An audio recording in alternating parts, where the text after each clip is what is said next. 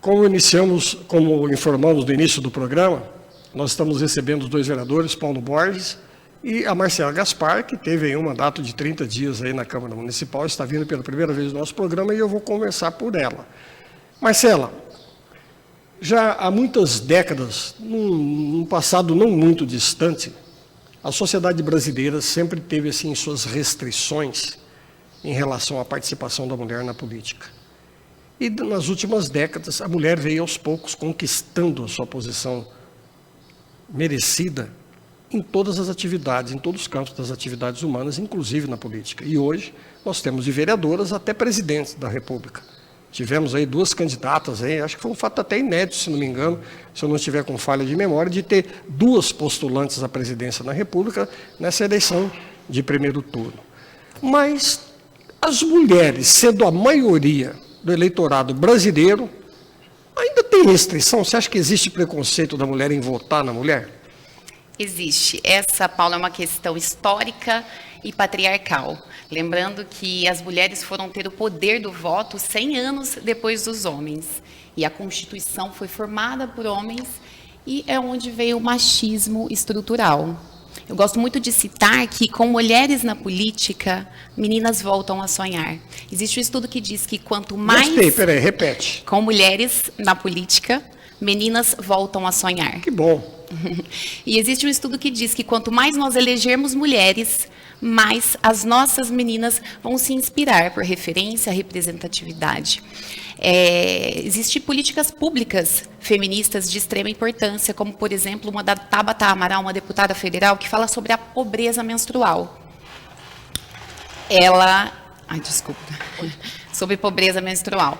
Ela fala que existem milhares, centenas de meninas que faltam das suas escolas por conta que não têm acesso ao absorvente.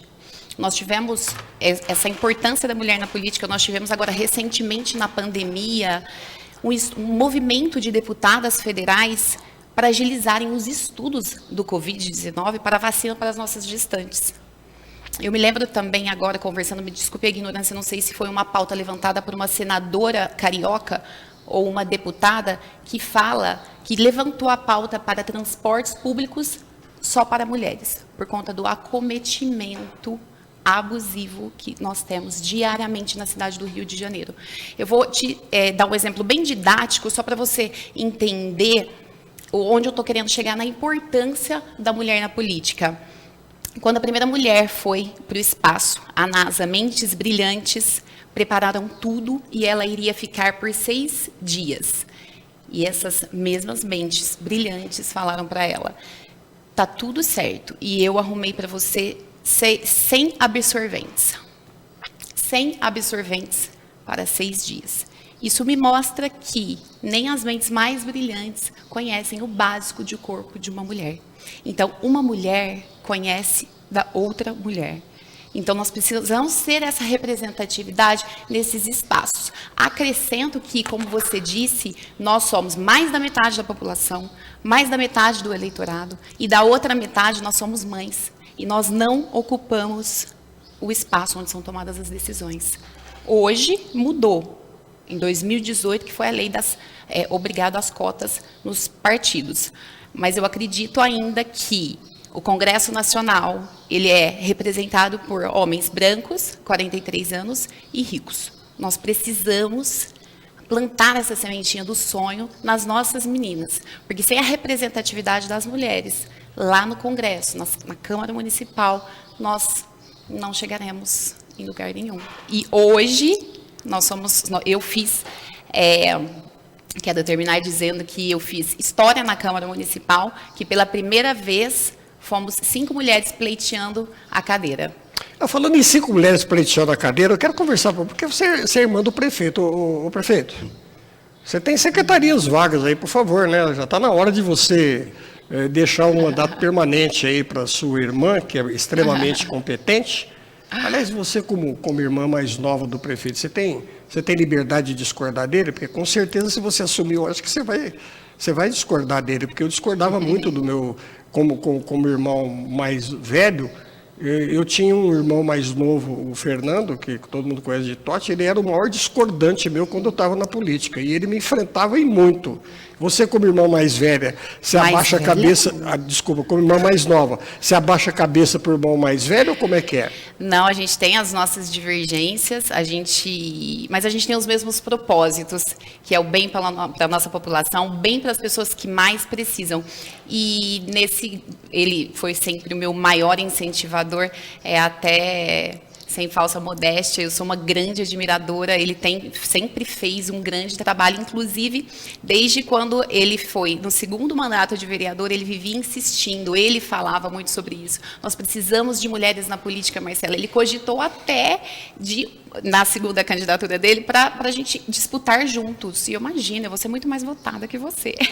Mas eu acho que se ele colocar um do PP lá, um dos vereadores do PP na administração como secretário e você assumir em definitivo, isso não é nepotismo, nem pelo contrário, não é paternalismo familiar. Muito pelo contrário, eu acho que é por questão de mérito, porque você foi muito bem votada e você está ali na frente. Eu não fui eleita por 18 votos, inclusive. E seria ótimo, porque engrossaria essa bancada feminina. Paulo, como é que você analisa o comportamento da bancada feminina hoje na Câmara Municipal? Eu diria, bom, primeiro eu não posso deixar de parabenizar esse introito. Mas vocês não vão fazer um programa de compadre, porque eu não vou deixar. Não, é que eu não posso deixar de elogiar. Foi um introito bastante interessante. As palavras da Marcela são de cunho técnico. Embora não seja necessariamente técnica, mas de cunho técnico. São informações precisas que levam o pensamento, que sustentam os seus argumentos, né? Mas o que eu vejo? Eu vejo que a presença da Marcela foi muito importante, sim, né? Engrossou o coro feminino, não tenha dúvida. Mas hoje a Câmara de Batatais ainda prescinde, né, de mais mulheres, eu não tenho dúvida disso. Eu acho que fazendo coro com as palavras que a Marcela acabou de dizer, realmente a mulher é muito importante e quando ela não está na metade de cá, ela está na metade de cá sendo mãe, né? Enfim, eu acho que realmente a gente pode engrossar, sim, a participação das mulheres na política, podemos engrossar a participação das mulheres na política de Batatais, né? Eu acho muito importante, porque não é só pela delicadeza das ações, mas, sobretudo, pela pujança e pela força que a mulher tem. Marcela, vamos agora para uma colocação sua que eu gostaria de saber sobre a sua experiência. Você saiu da teoria, do que você enxergava e analisava de fora, para a atuação, para a prática. Como é que foi essa sua experiência durante esses 30 dias no Legislativo? Para mim foi muito satisfatório e de grande representatividade. Primeiro que eu fui acolhida muito pelos vereadores, fui acolhida pelos colaboradores da Câmara. Vou contar primeiro como eu me senti ali. Eu me senti bastante tímida, querendo fazer tudo. Eu tinha 30 dias para colocar todos os meus propósitos de campanha e não tinha tempo. Gostei muito do Legislativo. Atuando nesses 30 dias, eu tenho certeza que eu quero voltar. Fiz muitas matérias, eu fiz tudo que um vereador deve e pode fazer. Tanto visitando secretarias do Estado de São Paulo, quanto visitando prédios públicos. E para mim foi de grande aprendizado. Você teve essa percepção em tão pouco tempo assim que o vereador pode fazer muito se ele quiser? Porque fica a boca pequena, até por falta de uma maior informação e esclarecimento à comunidade. Todo mundo fica, vereador não serve para nada, porque vereador é isso, porque tem muitos vereadores, para que Batatais? 2 era suficiente, ganha muito, não faz nada, vai lá 2 vezes por mês. Porque eles não têm noção do trabalho, inclusive da responsabilidade, na verdade, de um parlamentar municipal. Eles não têm noção disso, porque isso nunca foi passado para comunicar para a comunidade a real, realmente, situação do vereador e suas atribuições. E você teve essa percepção, assim, em 30 dias ali na atividade? Com certeza, é de muita responsabilidade, de grande importância o Legislativo. Em 30 dias, eu participei de 3 sessões ordinárias, 2 reuniões de comissão, 2 orçamentárias que fomos até de madrugada, né? 1h da manhã. 1h da manhã, que assim, ali eu aprendi muito. Nós tivemos sessão solene, tivemos audiência pública da saúde, da pessoa com deficiência, tanto aqui com muito trabalho, nós temos muito trabalho para fazer, quanto em São Paulo, que é muito desgastante. Eu fui em várias secretarias para procurar novos programas para a nossa cidade. Então, o vereador, ele trabalha muito, e eu quis fazer o que um vereador deve fazer em 4 anos, eu quis fazer em 30 dias, fiquei até sobrecarregada, mas eu fiquei muito satisfeita, eu tenho a sensação de dever cumprido. Nós estávamos falando no intervalo anterior, o porquê das mulheres não se interessar tanto e não engajarem com mais, um volume maior, assim. Ela tem medo, existe ainda um processo de intimidação do machismo sobre a mulher quando ela tenta ingressar numa campanha política? Sim, com certeza. O machismo estrutural ainda existe, e o meu entendimento, como eu já havia dito, sobre o Congresso Nacional, que é regido por essa quantidade de homens que nos intimidam. Sim, nos intimidam. Por quê? Porque pela nossa roupa, pela nossa maquiagem, por muitas vezes somos rotuladas como loucas. Eu vejo hoje as famílias. Quem são na maioria das famílias, as chefes de família são as mulheres. Quem são as líderes de igrejas? São as mulheres. As líderes de comunidade são as mulheres. Nós só não estamos onde são tomadas as decisões. Nós não estamos em cargos eletivos. Por quê? Por conta da intimidação. Eu vou dividir uma coisa com vocês que aconteceu comigo na eleição, no dia da eleição. Eu fui perseguida por uma blazer preta, isso filmada por horas, aqui na nossa cidade de Batatais, com 64 mil habitantes. Eu senti medo, eu senti muito medo. É onde existe, sim, essa intimidação das mulheres. Paulo, você conseguiu aprovar uma propositura recente aí na Câmara Municipal em relação onde você está pedindo, eu não sei se é anistia, eu vi assim, en passant, eu não sei se você estava pedindo anistia ou é parcelamento através do cadastro único aí que existe e tudo mais, dessas famílias mais vulneráveis, em estado de vulnerabilidade. É isso em relação aos impostos? Na verdade, só corrigindo, esse projeto é um requerimento, ele vai para apreciação na próxima sessão, agora na terça-feira. Eu lembro que eu vi. Ele vai para apreciação do plenário da Câmara. Eu tenho visto, porque é o seguinte, parafraseando a Marcela, o vereador pode trabalhar muito, sim, basta querer. E graças a Deus nós temos 15 vereadores atuantes em Batatais, e eu não fujo à regra, eu faço o meu trabalho. E o que tem acontecido, Xará? Me permito chamá-lo de Xará, porque a nossa amizade, a nossa cumplicidade de amigos me permite.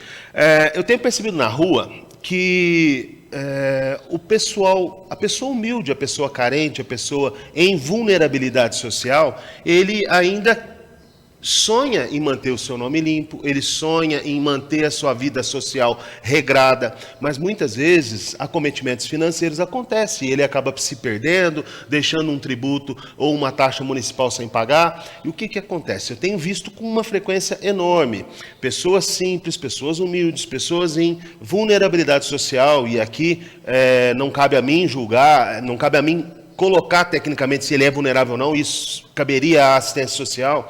Mas eu vejo a necessidade dele querer colocar, a vontade dele querer colocar ordem na sua vida financeira, mas muitas vezes os encargos moratórios, juros e multas daquelas taxas são excessivas.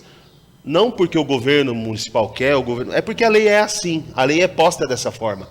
E o que eu estou propondo? Para que o prefeito analise essa situação, para que veja se é viável, se é possível, se legalmente comporta uma possível anistia, desde que essa sociedade específica comprove, através de um estudo social, que ele está em vulnerabilidade social, que ele está em miserabilidade. Aí, algumas pessoas podem dizer o seguinte: ah, mas se ele está em vulnerabilidade social, ele não tem condição de pagar. Não, tem sim. ele não só tem, como é função nossa, como político, como gestor, como vereador, trazer dignidade para essa pessoa, trazer dignidade social para esse cidadão. Ele tem que ter condições de ser recolocado na ficha de nomes limpos. Eu vi assim, eu passar uma publicação, eu achei que você já tinha aprovado, quer dizer, você fez, não, então é um requerimento que você um está estudo, propondo. Isso eu já levei para o gabinete, inclusive de forma antecipada, sugerindo para o prefeito abrir uma discussão entre setorial, né? Tanto na Procuradoria, quanto na pasta da assistência social, né? Enfim, eu acho que a gente tem que ter um olhar para essa faixa da sociedade que muitas vezes acaba sendo excluída, né? Por conta da sua condição social, mas nós precisamos dar condições para que ela retorne e seja inserida aqui no nosso meio comum.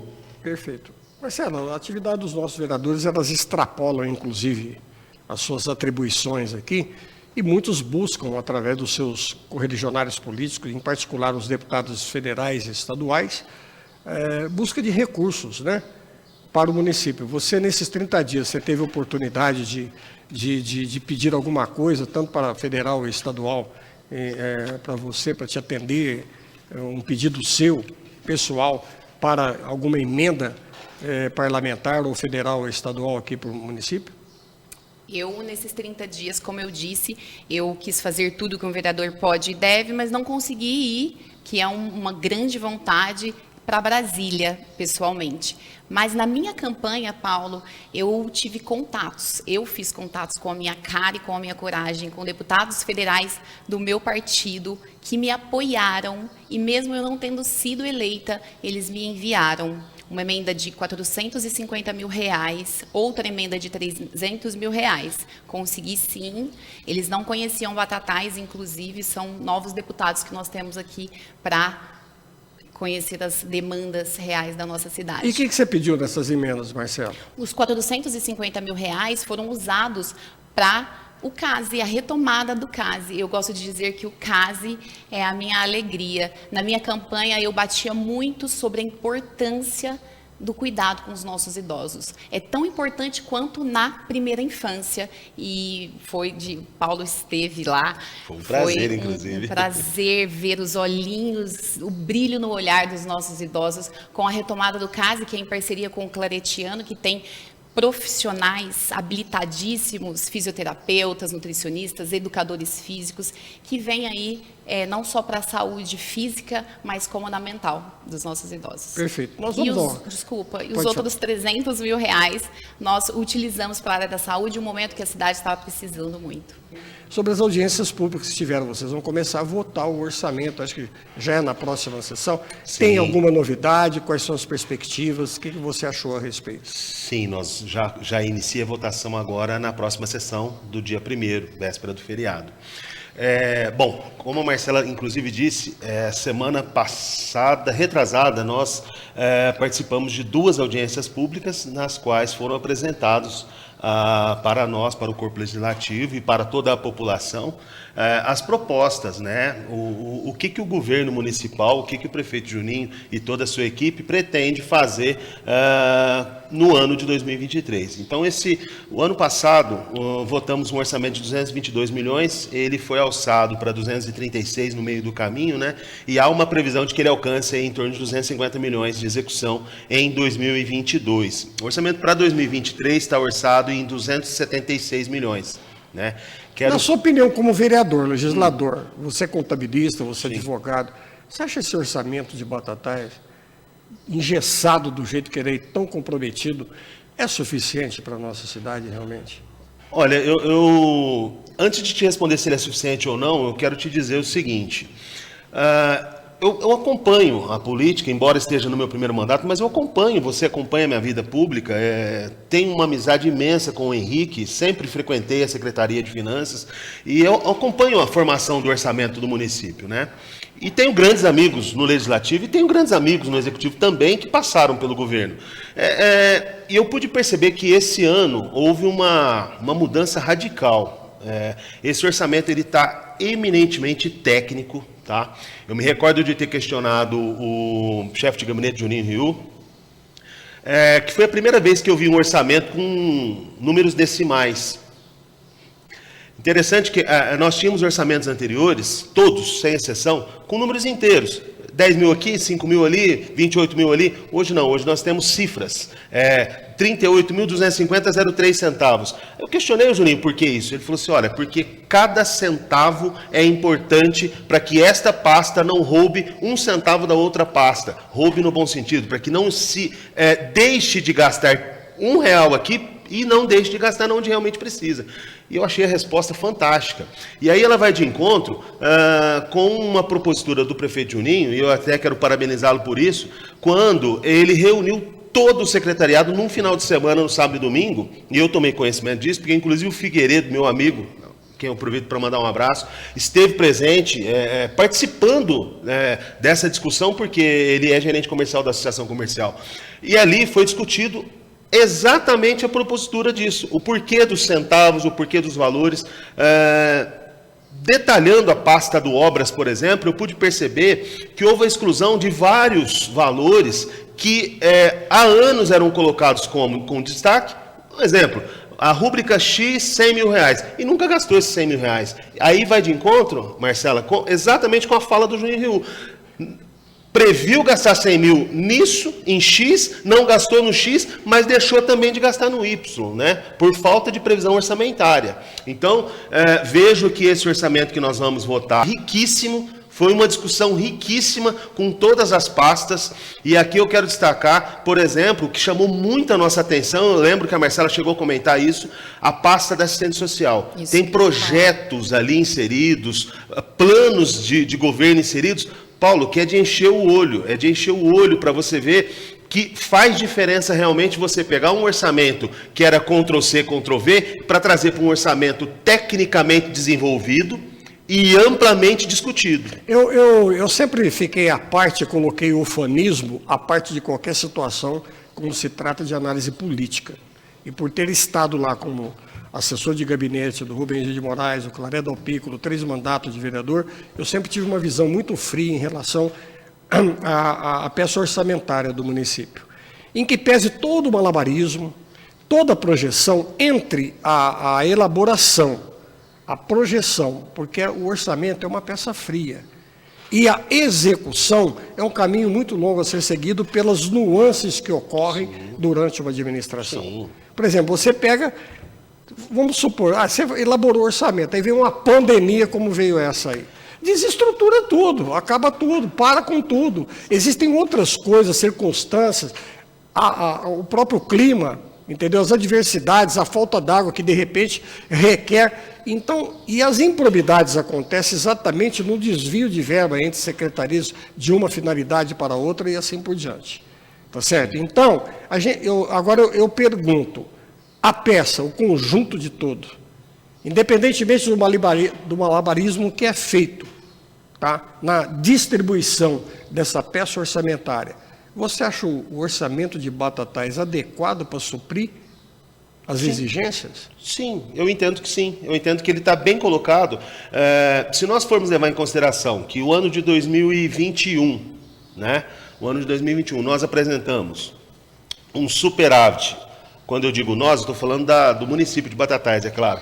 O município apresentou um superávit de cerca de 28 milhões, salvo engano. Eu entendo que se nós tivermos uma gestão em meio à pandemia e conseguimos administrar a cidade com maestria a ponto de se ter um superávit, coisa esta que nunca se viu, eu penso que se nós estamos trabalhando com um orçamento de 276 milhões, que deve dar uma correção aí, algo em torno de 6% a 7% sobre o executado, a previsão do executado em 2022, eu vejo com bom olhar sim, vejo. E eu não posso deixar aqui, Paulo, de também ampliar o debate para lembrar que nós temos sempre suplementações, e essas suplementações, na sua maioria, a maioria das suplementações que nós votamos esse ano foram sobra de caixa. Por que sobra de caixa? Porque são verbas que vêm dos nossos deputados federais e estaduais e do governo do estado, do governo federal, que vêm somar com o orçamento previamente definido. Então, se nós levarmos em consideração que a pasta do Obras, por exemplo, não teve acréscimo nenhum do orçamento de 2022 para 2023, nós percebemos que há uma previsão da administração de que nós teremos em 2023 a implementação de recursos advindos do governo do estado, do governo federal e também dos deputados através de emendas que vão suplementar essa questão orçamentária. Não, mas é por causa da contrapartida do município em relação a toda e qualquer proposta. E aí eu vou te pedir licença só para falar. Você falou uma palavra-chave, contrapartida.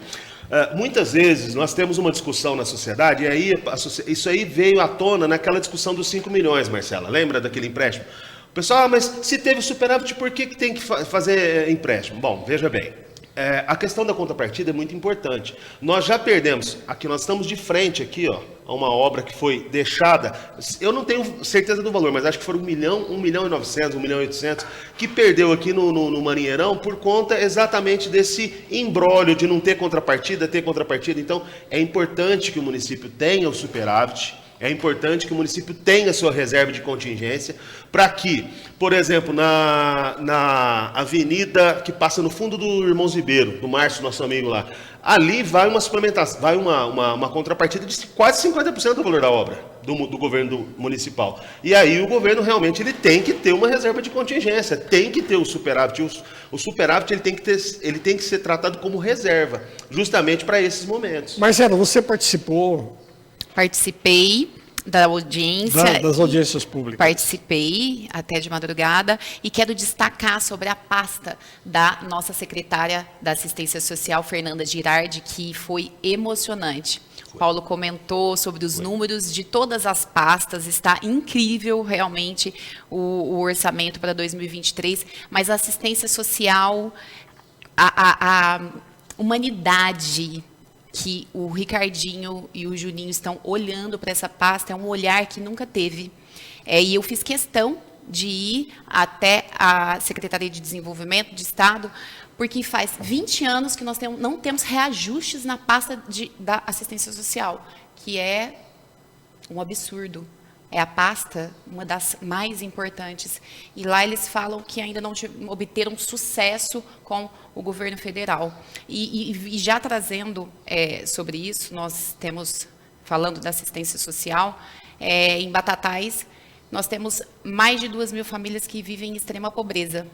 E mais outras 1.000 em situação de vulnerabilidade. É aí onde entra uma das minhas mais relevantes matérias, que é a da transferência de renda para as pessoas que mais precisam aqui da nossa cidade. Marcelo, você participou das audiências públicas, você visitou a secretaria, mas você fez propostas importantes. Eu falava antes do intervalo que eu tenho recebido reclamação dos populares sobre falta de medicamentos, de remédios na UPA, porque é falta de pirona, porque não sei o que tem, falta isso, falta aquilo, e falta vagas nas creches. Eu acho que um dos pleitos que você fez, eu não vi, com sinceridade, eu não estou tão informado assim em relação. Eu vi algumas matérias que estariam sendo propostas e achei que já tinham sido discutidas. Foi por isso que eu me equivoquei em relação à sua propositura. Uhum. Você, se não me engano, você pede uniforme para as escolas, padronizado, e você tocou no assunto de creches também, de vagas de creche, não é isso? Sim. Em relação aos medicamentos, nós na audiência orçamentária também, nós vimos que isso é um problema do governo do estado e que já está tudo em ordem aqui na nossa cidade. Em relação aos uniformes, não só pela segurança pública, pelo padronizamento das nossas crianças, mas para a economia que vai gerar nas famílias, porque hoje você ficar com várias roupas das crianças, eu sei que eu tenho 2 filhos e as crianças acabam com as roupas nas escolas, então é de extrema importância as crianças, o município dar esses uniformes para as crianças. E também vai gerar aí uma diminuição de bullying, porque as crianças, cada um vai com uma roupa e aí fica aquela zoação com um amiguinho. Então, é de extrema importância. Já está previsto no orçamento, então, 2023, teremos uniformes para todas as crianças das nossas escolas municipais e mais para frente, em conversa já com o prefeito, teremos materiais também. Em relação às creches, é uma discussão que eu tenho com o prefeito desde quando ele era vereador. Eu, como mãe, sei da dificuldade de deixar os meus filhos para poder trabalhar, para poder ter o meu tempo. E as creches, eu peço um posicionamento do prefeito sobre os horários para aquelas mães que precisam ficar um pouco mais do que as 3 horas. Porque 3 horas, a mãe está no meio do período de trabalho. Então, isso o prefeito olha com muito carinho para isso e com certeza teremos aí novidades em relação a esse assunto. Na semana passada nós fizemos foi passada ou retrasada, já nem estou lembrando mais. Tivemos um bate-bola aqui com o Sabará e o Júlio do sindicato, e eu fiz uma colocação de uma resolução. O PCdoB, seu partido, se reuniu recentemente e aprovaram uma resolução entre o diretório e os afiliados e coisa e tal, exigindo que pela postura, essa radicalização que aconteceu aí, essa polarização das eleições federais, que tem os seus reflexos aqui no município. Mais para frente nós vamos conversar isso na última hora do programa, tá? Porque nós vamos ter tempo, eu quero abordar também as eleições com vocês. Mas eles aprovaram uma resolução, o seu partido, inclusive assim, recomendando aos afiliados, aos membros do partido, com cargos públicos, principalmente, como é teu caso, é a única representação que o partido tem no Legislativo, sim, que não apoiariam a administração municipal em função da tomada de posição do prefeito e toda a administração em apoio a determinado candidato que contraria a federação que eles fizeram lá em âmbito nacional. E eu questionei o Sabará e perguntei para ele se não era, inclusive, assim, uma espécie de radicalização, trazer esse embate político lá da presidência da República para o município. Você se sentiu incomodado, Paulo? Como é que é? Porque é visto e notório o relacionamento, eu estou vendo a cordialidade que existe entre vocês, todo mundo sabe do relacionamento seu com a administração municipal, você tem prestado toda a assistência à administração. Como é que você se sentiu nessa situação? Fica uma posição incômoda? Bom, vamos lá, eu vou responder a sua pergunta e também respondendo a pergunta do telespectador que enviou aí, né, para a emissora. Eu não tive oportunidade de ter conhecimento dessa resolução ainda, porque... Mas como assim? Não, eu não fui comunicado oficialmente pelo partido, ponto. Mas veja bem, rumores dão conta de que há aí um cerceamento, vamos assim dizer, do relacionamento do partido com a administração. Mas como eu não tive conhecimento oficial, eu não fui notificado pelo partido, e aqui eu preciso fazer um parênteses também, né? O presidente do partido, o ex-vereador Sabará, a quem eu aproveito e mando um fraterno abraço e desejo pronto restabelecimento. Ele está em convalescência, ele está se recuperando de uma cirurgia, então nós não tivemos condições de discutir, debater, enfim. O que eu posso te garantir é que o meu trabalho, ele é pessoal. Claro que o respeito às questões partidárias, ela deve existir, sim, não tenha dúvida. Mas o meu trabalho é parlamentar, né? E eu vejo com um bom olhar a atual administração. A atual administração tem o apoio deste vereador, eleito democraticamente pelo voto. E eu assim entendo, porque a atual administração, ela presta contas diuturnamente ao Legislativo. E, sabedor dos entraves políticos que já nortearam a política municipal de Batatais, eu posso perceber que a transparência e a evolução dos números dão conta de que eu estou no caminho certo, e assim será. E antes de mais nada, respondendo também o questionamento do telespectador, que é um tanto quanto exagerado, porque essa é uma discussão partidária, eu não vejo por que trazer isso à discussão aqui publicamente, né? Não há essa razão, mas é muito comum desse telespectador trazer essa discussão para o âmbito público. Na realidade, quem trouxe a discussão fui eu no programa passado, porque eu tomei conhecimento. Eu vejo com um mau olhar essa... Assim que eu tiver condições de analisar e receber oficialmente esse documento, eu vou responder ele oficialmente também. Ponto, simples assim. Mas eu não tive condições de falar com o vereador, com o ex-vereador e presidente do partido, Reginaldo Oliveira Sabará, então eu não tenho que me manifestar. Enquanto isso, eu vou seguir o meu mandato normalmente e vida vai seguir seu curso normal. Mas ontem eu fiz uma reunião institucional com o vice-presidente do partido e ele sabe exatamente quais os rumos que irão tomar o trabalho desse parlamentar. Eu gostaria de saber o olhar, a parte de fora. Então, Marcela, você está fazendo parte do bate-papo aqui, eu gostaria de saber a sua opinião a pelo respeito. que eu entendo, no meu entendimento, eu vejo que ir contra a administração que está fazendo um trabalho que todos estão vendo, a população está vendo o trabalho da administração, é ir contra a própria população. Então, desnecessário. Essa é a minha opinião. Tudo bem, então a discussão vai ficar no âmbito partidário e futuramente a gente volta a comentar a respeito.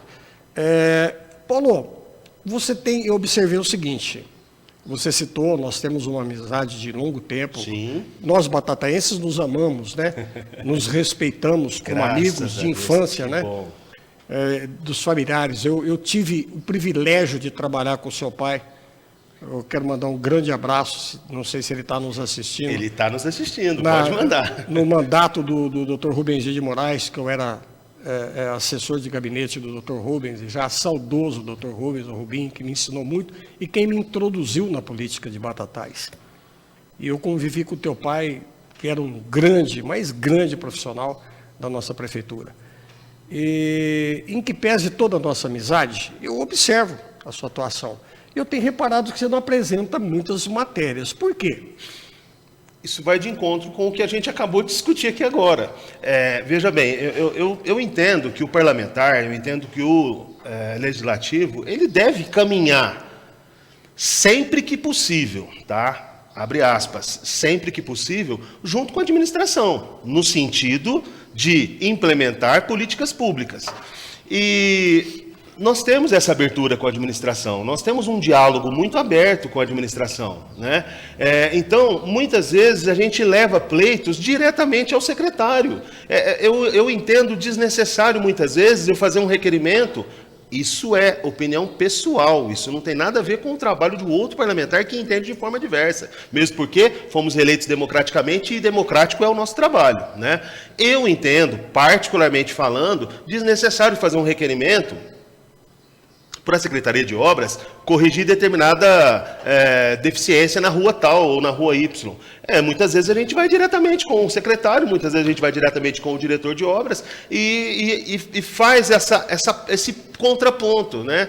E aí, é claro, a administração, vendo e entendendo ser justo e necessário, ele vai fazer esse serviço. Então, é justamente por isso que a gente diminui um pouco. Eu queria fazer uma colocação para ambos. A prefeitura já começou, se não me falha a memória, a colocar câmaras de monitoramento em alguns prédios públicos, em função até de depredação, invasão e tudo mais, que sempre ocorrem em todas as cidades do país.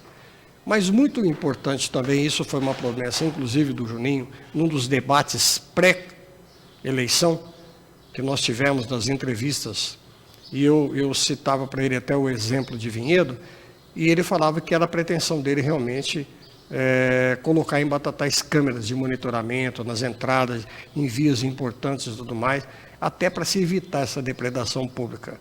Porque a gente fica realmente penalizado de ver o que ocorreu com o bosque municipal, com determinadas praças públicas que agora estão sendo recuperadas. Aliás, senhor Júnior, por favor, dá uma olhadinha ali para a Praça Barão do Rio Branco, que é coladinha ali, onde está o centro cultural de Batatais ali, que o negócio ali está bravo. Está virando depósito de lixo, mal iluminado, às escuras e assim por diante. Eu sei que está no cronograma de obras aí, mas dá uma acelerada aí para nós. Mas o que vocês pensam a respeito dessas câmeras de monitoramento? Bom, tenha bondade. O prefeito, eu já fui em reuniões com o prefeito em São Paulo, porque esse é um desejo muito antigo dele e está no orçamento. Ele já colocou, né, Paulo, sim, em alguns pontos, alguns segmentos, e eu tenho certeza que esse é o desejo que ele quer para a cidade toda, principalmente nas entradas e saídas. Nós com certeza ainda teremos a nossa cidade toda monitorizada. Eu julgo pertinente, importante, necessário, mas, Paulo, eu preciso trazer a baila aqui também, e eu quero a sua opinião, Marcela. não é só a questão do monitoramento, não é só a questão das câmeras. É necessário, importante, mas nós precisamos levar em consideração um fator cultural. Porque eu me recordo de, recentemente, a minha esposa Aline, a quem eu aproveito para mandar um beijo enorme, ela replicou uma publicação na internet, porque as pessoas questionando uma publicação minha, mas por que não tem segurança? Por que não põe a guarda para fazer segurança? Assim, não dá para a gente ter segurança em tudo, em todos os prédios públicos ao mesmo tempo, né? E aí vai de encontro com uma questão cultural que eu acho que é a responsabilidade do cidadão também ajudar a cuidar. Recentemente nós estávamos ali, domingo retrasado, reinaugurando o parquinho do Parque das Nascentes. Ficou lindo, maravilhoso. Parabéns para a Unimed que fez esse investimento social importantíssimo para aqui para a parte sul da Vila Cruzeiro. Gente, mas nós já estávamos preocupados ali na inauguração com uma possível depredação. Então eu acho importante, Paulo, trabalhar sim com a questão do monitoramento, claro, mas eu acho importante também nós desenvolvermos, e eu quero propor isso no momento oportuno, para que a gente desenvolva políticas públicas de fortalecimento cultural, para que a gente dissemine isso para os 4 cantos da cidade, que ao depredar um prédio, ao depredar um local público, o que seja o privado, a pessoa está causando um prejuízo para ele próprio. Então nós precisamos, paralelo à questão da segurança, paralelo à questão do monitoramento, nós temos que ter um fortalecimento da educação também do cidadão, porque nós temos uma parcela que, graças a Deus, é pequena, mínima, é a minoria, mas que infelizmente tem esse mau hábito de descuidar das coisas públicas. Com certeza. Embora vocês já estejam numa idade já experiente, vocês ainda são bem jovens em relação a mim. E você, Marcela, é uma proposta jovem, uma proposta nova para a cidade. O que você pensa em relação a essa juventude, principalmente ao problema de desemprego, não só da nossa cidade, que sempre foi. Eu, por exemplo, sou uma das pessoas penalizadas nesse sentido. Há muitos e muitos anos eu trabalho fora e tudo que eu ganho eu emprego aqui na minha cidade. Ao contrário do que muita gente que ganha muito aqui emprega tudo lá fora. E eu tenho por critério de comprar tudo aqui dentro da minha cidade. Mas sempre tive que buscar fora o meu sustento. O que você pensa a respeito de geração de novos empregos, novas oportunidades, tanto para os nossos adolescentes como para os nossos jovens? Eu acredito muito e de extrema importância o primeiro emprego.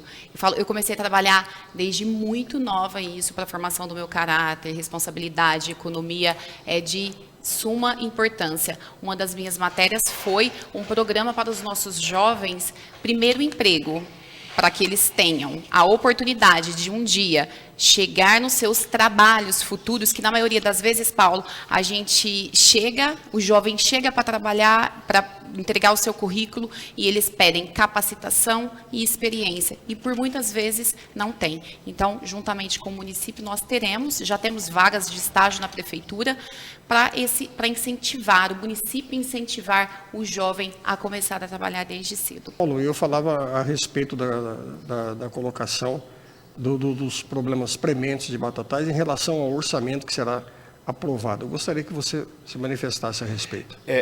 Na verdade, nós falávamos, finalizando a questão que você citou do exemplo da concha do município. Podemos retomar esse assunto? Dos problemas, água, falta d'água, isso é tudo. Bom, a questão da lixo, falta, enfim, a questão da falta d'água está muito tranquilo, assim, entre aspas, porque nós recentemente aprovamos o financiamento do Finisa e, se eu não estiver enganado, o prefeito Juninho assinou o contrato necessariamente, porque veja bem, eu acho que é até importante a gente falar isso para o nosso telespectador, Xará, porque muitas vezes as pessoas confundem a aprovação na Câmara com a aprovação do financiamento, e uma coisa não tem relação com a outra.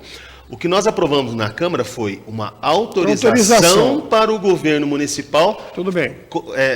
Pleitear o empréstimo. E isso foi tudo aprovado. Eu tive acesso ao documento oficial, né? E acredito que o prefeito Juninho deve ter assinado o financiamento. Bom, com relação à água, eu acredito que a gente vai conseguir estancar aí 50%, 60% do problema já com o financiamento, porque no próprio financiamento está previsto o gasto de 11 milhões. E, salvo engano, no orçamento da peça orçamentária de 2023, está previsto o investimento de 20 milhões de reais na água. Então, acredito que a gente vai conseguir realmente dar um avanço e, se não resolver, mas pelo menos avançar 50% do problema, na solução desse problema.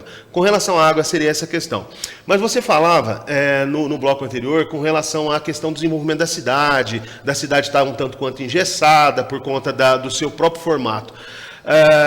A atual administração tem dado um olhar extremamente técnico para essa questão. Por exemplo, duas situações. Existe uma comissão estudando o plano diretor, né? A vereadora Andresa, que representa o Legislativo nessa comissão, e eu acabei vindo depois a assumir por convite, né? Juntamente com a Regiane Arantes, por conta da experiência contábil, para a gente poder levar conhecimento dessa questão contábil lá para esse plano. Então, está sendo discutido o plano diretor da cidade, já foram feitas pelo menos umas 20 reuniões, e está previsto novas reuniões, para se, no final, lançar uma proposta de reformulação do plano diretor do município, que vai dar novas diretrizes, E aí, eu quero fazer um parênteses, que eu tenho cobrado muito a administração, na pessoa do prefeito Juninho, e ele tem um compromisso, né, embora verbal, mas tem um compromisso, de que vai cumprir com as contrapartidas rigorosamente na edição dos novos loteamentos. Então, quando se fala de problema de saneamento básico, problema disso, problema daquilo, problema de água, a contrapartida num eventual estabelecimento de um novo loteamento é muito importante para isso. Por que não pedir para o loteador, exigir do loteador, para que ele cumpra a disponibilidade de água? Você vai fazer um loteamento de quantos lotes? 400 lotes, 500 lotes? Então, você precisa disponibilizar água, você precisa disponibilizar a rede de esgoto suficiente, enfim. Então, essa seriedade administrativa é que chama a atenção da gente e faz com que a gente realmente acredite que coisas novas virão, que 2023 será infinitamente melhor que 2022 e que realmente Batatais está tomando um novo rumo. É um rumo que a gente acredita ser o ideal para o desenvolvimento de Batatais. Um dos grandes problemas, desafios, inclusive, da nossa cidade, foram os nossos cemitérios, que estão praticamente no centro da cidade. Os dois ficaram. A cidade expandiu muito, e parece que agora a administração, pelo menos com o municipal, eles estão buscando alternativas na construção vertical, né? Parece que já iniciou, né, Marcelo, uma construção na vertical para os futuros sepultamentos e tudo mais. Mas há de se pensar que nós temos que realmente pensar na construção de um novo cemitério para Batatais e assim por diante. Não é verdade? Sim, perfeitamente. Mas já há estudos nisso. Inclusive foi feito já... lembra da possibilidade desse cemitério ser feito ali nas adjacências do Jardim São Carlos, por exemplo? Foi feito estudo de impacto de vizinhança, enfim, a administração e a Câmara Municipal, necessariamente, estamos muito atentos a essa questão da necessidade do cemitério, sim. E tanto a administração quanto a Câmara têm levado esse assunto adiante. A gente começa a tocar nos assuntos... nos problemas da cidade, já viram, o Guideto já mandando, falta água na Vila Cruzeiro, falta água, falta no centro, falta em todo lugar. Então, está faltando sim, mas nós temos a promessa da gestão municipal em fazer investimento de 20 milhões no próximo ano. E aqui, onde nós estamos localizados agora, nesse exato momento na Vila Cruzeiro, tem uma demanda, eu sou filho dessa região, né? Tem uma demanda grande aqui do pessoal da Rua Maranhão, aqui, do pessoal do Alto, onde não chega água. Mas eu quero informar que este vereador está atento a essa questão e nós já falamos com o secretário de Finanças e existe já em andamento processo de licitação para colocar um reservatório aqui nesse posto no centro de lazer. Então, assim, vai resolver o problema? Vai ser um paliativo de grande monta, vai resolver uma grande parte do problema do abastecimento aqui da Vila Cruzeiro, eu não tenho dúvida disso. A Neuza, ela estava questionando até com a Marcela aqui a respeito da distribuição de remédios, que tem que comprar remédios particularmente agora, porque não estão sendo fornecidos pela rede. E até o Ricardo nos deu algumas informações, a gente tem essas informações também. Primeiramente, pela falta de insumos, que está ocorrendo em todo o país.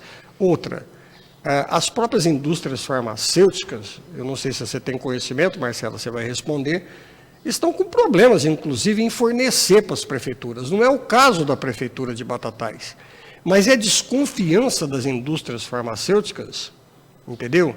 De fornecerem esses medicamentos a diversas prefeituras que continuam, inclusive, inadimplentes na compra e na aquisição desses remédios. E a contrapartida do próprio Estado também, que muitos dos medicamentos, fora aqueles medicamentos, né, de alto custo e que de vez em quando, às vezes, a municipalidade tem que comprar por determinação da justiça. Porque normalmente quando o Ministério Público determina, ó, tem que fornecer, tem que comprar, tudo bem. Mas ele não indica de onde que vai tirar a verba, que nem sempre o município tem. Eu gostaria que vocês manifestassem a respeito dessa situação. Então, eu só vou falar para a Neuza que, por conta da falta de insumos, se você tem algum medicamento, porque me é estranho, porque o Remune, ele tá com a lista toda ok. Se for algum medicamento específico, você pode entrar em contato comigo ou com a secretária de saúde, que sempre está aí todos os momentos para dar as informações desse seu remédio que você está tendo que comprar. Embora tá faltando até no particular, né, gente? A gente não consegue comprar, a gente roda a cidade para atrás de um antibiótico e as mães que precisam dar antibióticos para os filhos sabem do que eu estou dizendo, da dificuldade que temos até no particular, imagina no público. Então, se você estiver precisando desse determinado remédio, pode entrar em contato comigo que a gente vai ver o que aconteceu para você estar tendo que comprá-lo. Vamos entrar um pouquinho. Nós estamos aí amanhã, eleições gerais, eleições para presidente, para o nosso estado e outros estados do Brasil ainda, no segundo turno para governador também. E eu brincava ainda ontem com alguns colegas, fazendo uma analogia bem simplista, né, em relação à política e à situação, com esse viés ideológico que se estabeleceram, que os nossos dois ilustres candidatos à presidência da República, dois políticos populistas, que estão aí há 50 anos na política, praticamente quase, na verdade, fazendo política, que viraram até políticos profissionais, ambos os nossos candidatos a presidente. Aqui eu não tenho lado e eu não quero que vocês se manifestem sobre lado, vamos falar sobre os reflexos dessa política, porque eles conseguiram, com essa polarização que instituíram ambos os candidatos, ambas as agremiações políticas, eles instituíram uma nova referência dos pontos cardeais do Brasil. Hoje não se fala mais em norte, sul, leste, oeste. É centro-esquerda e direita. É um absurdo, porque isso aí, qualquer um dos dois que vencer as eleições, pelo que aconteceu com a nossa política brasileira, vão ter no mínimo 50%, entendeu, de oposição no seu futuro governo, seja qual deles vencer. Porque conseguiram dividir a população brasileira. E é um passionalismo nessa discussão tão grande, envolvendo esse corporativismo, religiosidade, enfim, todos os segmentos da sociedade, numa discussão, entendeu, passional, de muita paixão. Essa que é a grande realidade. E não é isso que nós queremos. Eu fico perplexo assistindo os debates, com a formação e vivência política que a gente tem. E eu gostaria de saber de vocês o que vocês pensam a respeito.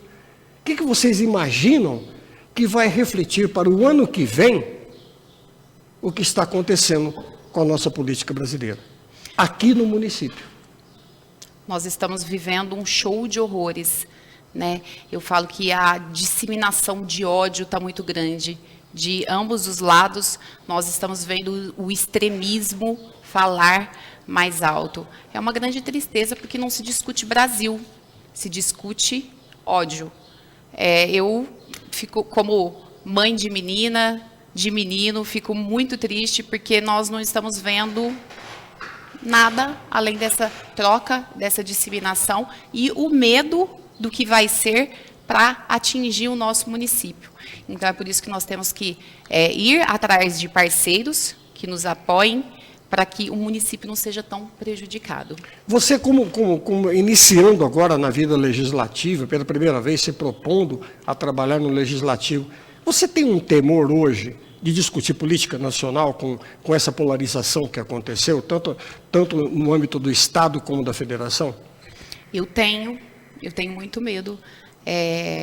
Nós estamos vendo violência diariamente, uma pessoa agredindo outra. Eu não sou da violência, eu sou do amor, eu sou de que se não tá bom para todo mundo, não tá bom para ninguém, e eu fico pasma de ver o que nós estamos vivendo. É muito triste, é uma triste realidade.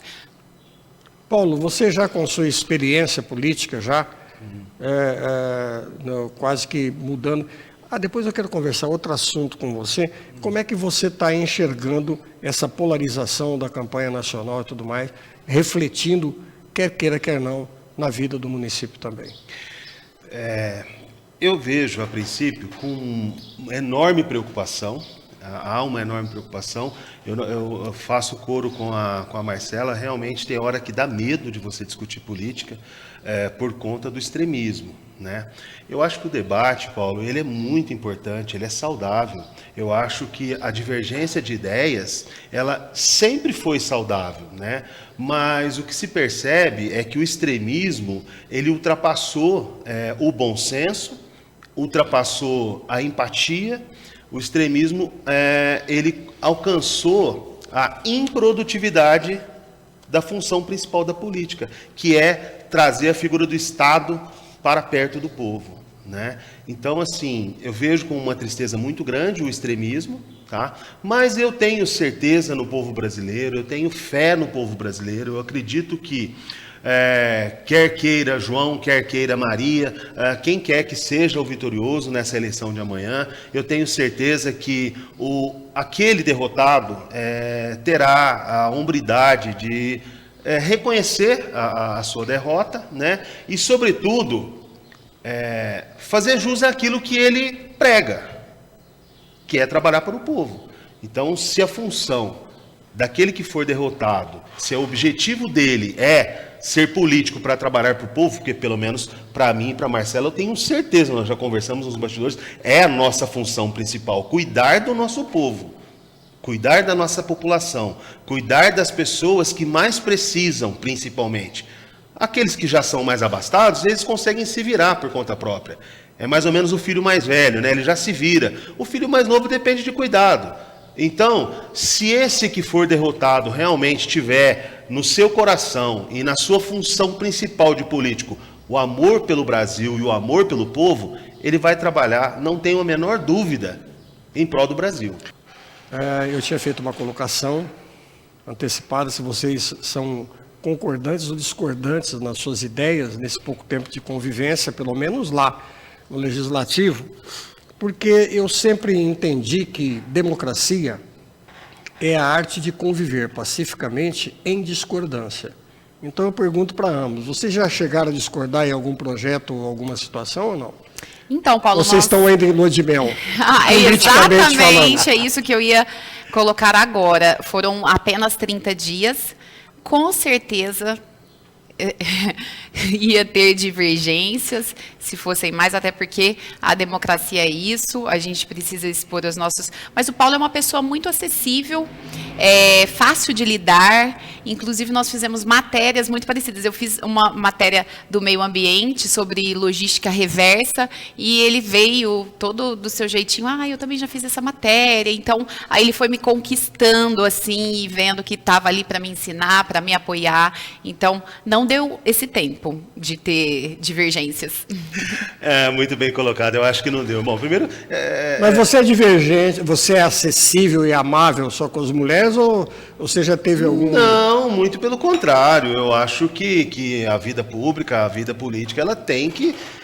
É uma somatória. Vai chegar uma hora que vai bater de frente, que as ideias não vão elas vão se contradizer, né? Elas vão entrar em conflito, duas ideias. Mas eu acho que é perfeitamente possível. Eu acho que essa Câmara atual de vocês é muito pacata para o meu gosto, viu, Paulo? Não, eu não vejo dessa forma, não. Eu vejo que nós passamos por um momento muito delicado, que foi a pandemia, que ela exigiu um sentimentalismo maior, um desenvolvimento humanitário muito maior, e isso causou uma proximidade maior, né? E talvez seja essa a impressão que passe, de que somos mais passivos, né?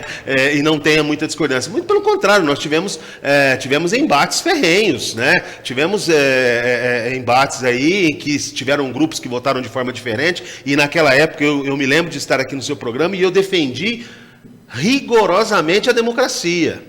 Eu defendi, na minha fala, eu defendi a instituição, Marcela. Porque enquanto teve 2 ou 3 vereadores que se preocuparam em se defender, e nada mais justo defender o seu ponto de vista, claro, eu vim aqui tentar colocar um pouco de pano quente na situação e defender a instituição. Peraí, votou contra, por quê? Porque acredita que deveria ser contra? Maravilha, você está no Estado Democrático de Direito, você tem que votar de acordo com a sua convicção. Né? E a gente tem que, sempre que possível, sempre que for, assim, custe o que custar, nós temos que prevalecer a democracia lá no plenário. Não tenha dúvida disso. Lá é a casa da democracia. Né? Eu penso assim. Marcelo, eu perguntei para ele quase que no início do programa como é que ele analisava a bancada feminina da Câmara. E você, nesses poucos dias, como é que você analisou as suas colegas, as 4 colegas de trabalho lá? As meninas, nossa, nós temos aí a histórica transexual, que é a Bela, maravilhosa, ela faz um trabalho incrível. A Andresa, eu tive a oportunidade de ir com ela a São Paulo, na verdade, ela me acompanhou nas secretarias que eu havia marcado. Você foi em várias secretarias? Fui em várias secretarias. No dia da Andresa, eu fui na da Agricultura, na da Habitação, Meio Ambiente, e ela e o André Calçados, e eu pude perceber No esporte também? No esporte pela eu fui ligação de vocês aí? Sim, fui no esporte, fui com o Rastelli, com o vereador Rastelli e o André Calçados, inclusive fomos cobrar demandas, nós vamos ter pisos novos aí para a quadra, para o Sejaf, e lá a pista de skate também, nós fomos lá cobrar para agilizar essas demandas aqui na nossa cidade. Admiro todas Você falou da Andresa e da Anabela. Da Andresa, Anabela, peraí, estou chegando lá. Aí temos a Marilda, maravilhosa. A Marilda, ela é inspiração de mulher, lá no Legislativo também. A Capitão Cláudia, também uma graça de pessoa. Eu fiquei, assim, muito feliz de ter mulheres assim, e mesmo com divergências, com ideologias políticas diferentes, nós tivemos ali nesses 30 dias, também não sei se foi nesses Você acha assim que, apesar de todos esses predicados que você realçou, elas não criaram dentro da Câmara um clube da Luluzinha? Elas são divergentes são realmente. Divergentes, mas deveriam, elas ter criado um clube. Mas elas são incríveis, mulheres inspiradoras. Perfeito. Ô Paulo, faço coro com as palavras da minha colega, né? Tudo bem. Coro, realmente são inspiradoras. Sim, mas você não acha que essa maioria, o Juninho por ter sido prefeito, por ter sido presidente da Câmara, vereador atuante e tudo mais, você não acha que essa maioria simbólica que ele teve nesses últimos 2 anos tende a dissolver um pouquinho e a desmembrar um pouco, até pelos interesses pessoais políticos partidários dos vereadores que agora vão adentrar num processo de reeleição e têm as suas exigências cobradas pela população em termos de atuação lá no Legislativo? Paulo, você sabe talvez melhor que eu, talvez não, sabe melhor que eu certamente, que isso é natural, né? É natural que se nasça interesses personalizados e que esses interesses nem sempre vão acompanhar o interesse de todos, né? Então é meio que natural que ocorra uma possível disseminação aí de uma oposição, de ideias diferentes. Apesar que muita gente fala que o prefeito Juninho navegou em águas calmas durante esses 2 anos, porque não teve oposição. Eu não concordo 100% com essa fala. Foi tranquilo? Foi porque nós também passamos por momentos difíceis, momentos que a emoção estava flor da pele, momento que fecha tudo, abre tudo, você tem que tomar decisão de lockdown, enfim, não dá para se falar em oposição, situação. Naquele momento ali era todo mundo ou não era ninguém, né? Mas eu não concordo que não teve oposição. Teve sim, teve. O Juninho, às vezes, tem discordância de alguns vereadores do próprio partido dele, porque entendem de forma diferente e é salutar isso. Eu acho que é saudável você entender de forma diferente, expor o seu ponto de vista, e se lá na frente você precisar rever o seu conceito e retomar, eu acho que isso aí é digno do ser humano, né? Então eu não pactuo da ideia de que a administração navegou em águas calmas, não. Nós tivemos debates ferrenhos, tivemos projetos de lei que, inclusive, o prefeito teve projeto de lei que não passou, teve que colocar em projeto de lei em votação novamente. Quer dizer, então, não pactuo com a ideia de que foi tudo tranquilo, não. Mas isso tende a dar uma acirrada, sim, por conta dos interesses pessoais, é natural isso. Mas essa tranquilidade também que ele traz no legislativo nos mostra muito do executivo, sim, que são de meninos jovens, que estão lá trabalhando e são muito acessíveis. A gente consegue, com clareza, levar as nossas pautas e os problemas são resolvidos. Então, por isso, eu acredito que não tem tanto, não é tão necessário esse embate, porque a gente tem, todos os vereadores, sim, acesso livre a essa nova gestão. Eu queria fazer uma colocação aqui, que passou desapercebido da minha parte, e aí eu, na nossa conversa, aproveitando o ensejo dessa colocação que eu fiz, quando eu disse que é sagrado o nosso direito de livre-arbítrio, que nos foi concedido por Deus. Mas eu não quis dizer com isso que eu estava incentivando o vereador a negligenciar os entendimentos partidários. Sim. Até porque eu, por 2 mandatos, eu abri mão de 2 presidências de Câmara que caíram no meu colo, se vocês não sabem disso. Por fidelidade ao partido que eu pertencia e ao grupo político que me colocou na política. E os colegas que estão vivos lembram e sabem disso. Foram 2 presidências da Câmara que concluíram no meu colo e eu nunca quis ser. E nunca fiz questão de sê-lo, porque eu estaria traindo, inclusive, a orientação partidária e a fidelidade partidária que eu sempre tive ao grupo.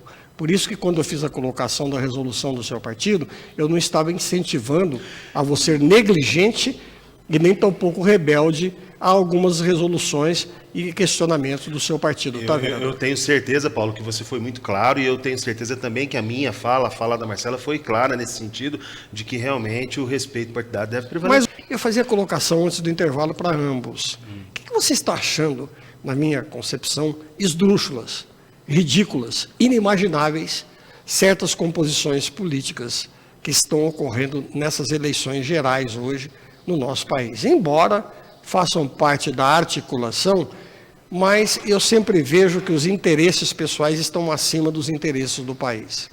Isso é muito triste, os interesses pessoais colocados à frente das pessoas.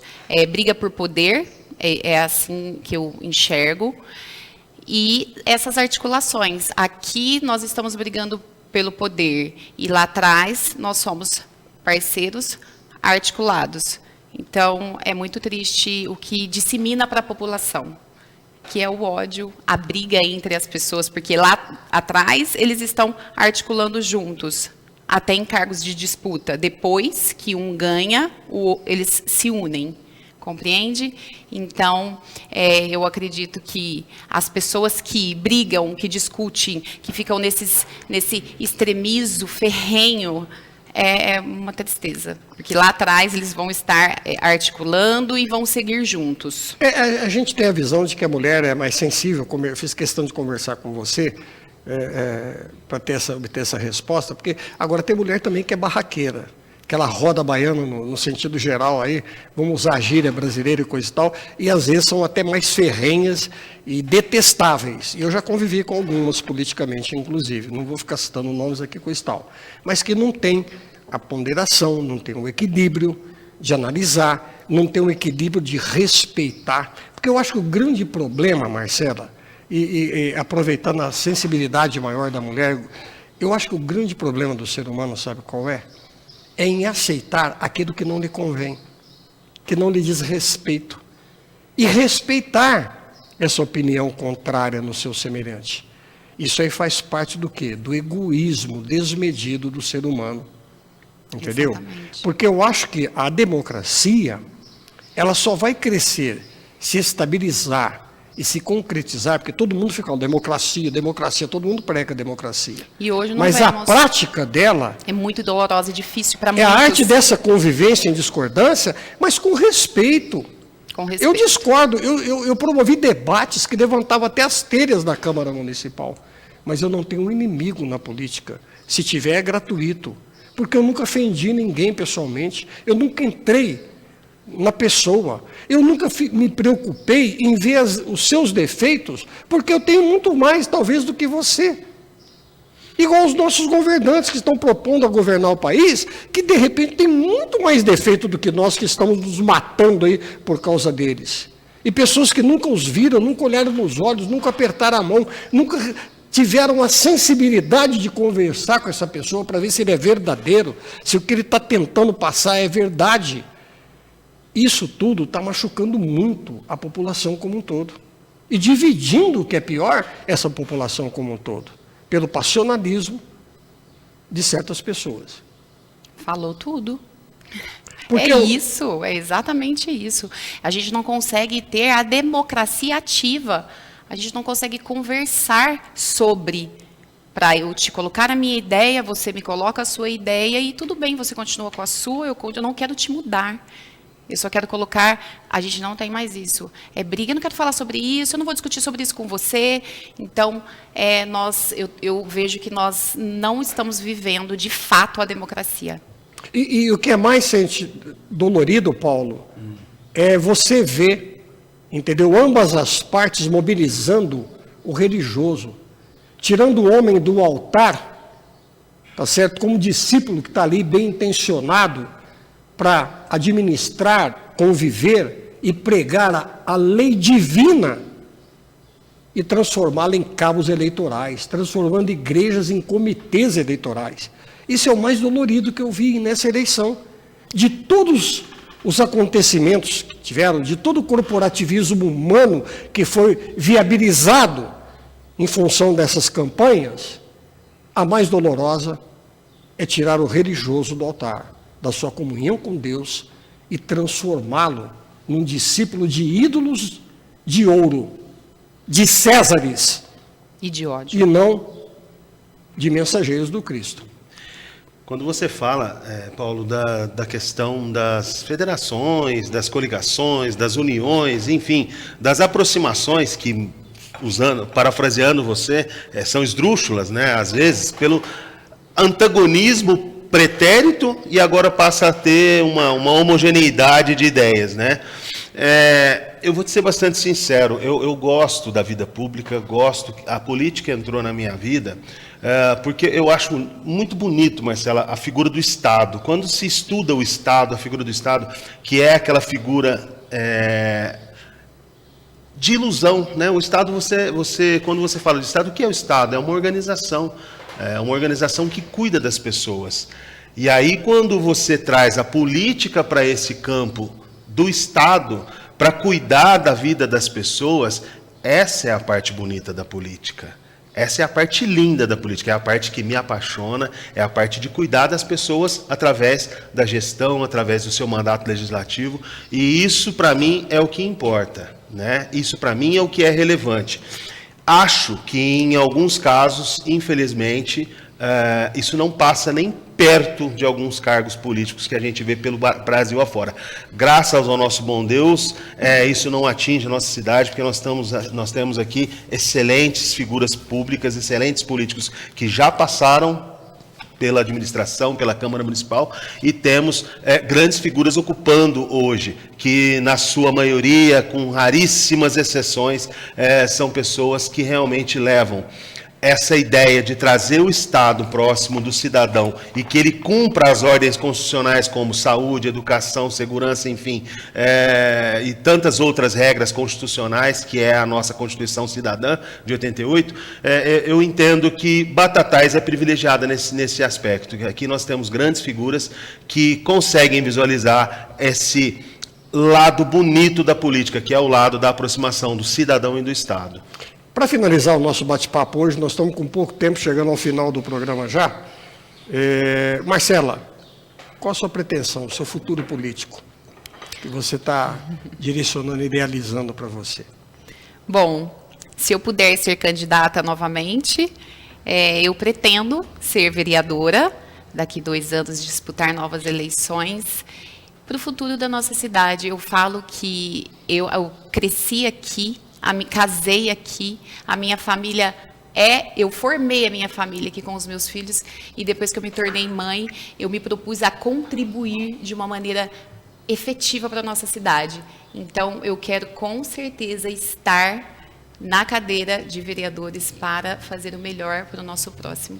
Você está dando sequência à tradição da sua família, né? Sim, a família Gaspar teve grandes corre, políticos. Né, aqui um sanguinho. É isso aí. Paulo, seu futuro político. Olha, nós estamos aí, deixa eu te fazer uma pergunta, vou botar numa saia justa agora. Essa virada do ano aí tem eleição para a presidência da Câmara. Por acaso já confluiu alguma conversa nesse sentido em sua direção? Já tá. Posso dizer que o caldeirão está fervendo já. Nós temos já alguns possíveis pretensos candidatos se articulando, mexendo nos bastidores, buscando apoio, tentando viabilizar uma possível candidatura, né? Então já temos, sim. Eu acredito que isso vai ficar mais acirrado pós-eleição amanhã, né? Porque até então muitos vereadores estavam ocupados em representar os seus parlamentares no âmbito estadual e federal, mas já sim, o caldeirão está fervendo. Ok. Marcelo, eu espero que você assuma em definitivo a Câmara, tá? Muito obrigado aqui pela sua vinda, obrigado por receber o nosso convite. Pode ter certeza que você será convidada mais vezes, independentemente de você estar na atuação ou não lá dentro da Câmara. Você vai estar sempre na política, com certeza. Obrigada, Paulo. Obrigada pelo incentivo. Agradeço primeiramente a Deus e a todos vocês, principalmente as pessoas que votaram em mim para eu poder ter esses 30 dias de experiência. Um beijo a todos vocês e fiquem todos com Deus. Paulo, obrigado mais uma vez pela sua participação. Você já está ficando habituê aqui do programa, mas obrigado mais uma vez. Sou eu que agradeço, Paulo, e aqui eu deixo uma mensagem final para o nosso telespectador, que o nosso bom Deus continue abençoando a vida de cada um de vocês e que o nosso bom Deus possa nortear as nossas ações para que a gente consiga fazer na prática aquilo que eu expus agora há pouco, que é trazer a figura do Estado perto do cidadão e fazer com que consigamos criar políticas públicas de excelência para que o nosso cidadão batataense tenha qualidade de vida, respeito, dignidade, sobretudo saúde, educação e segurança.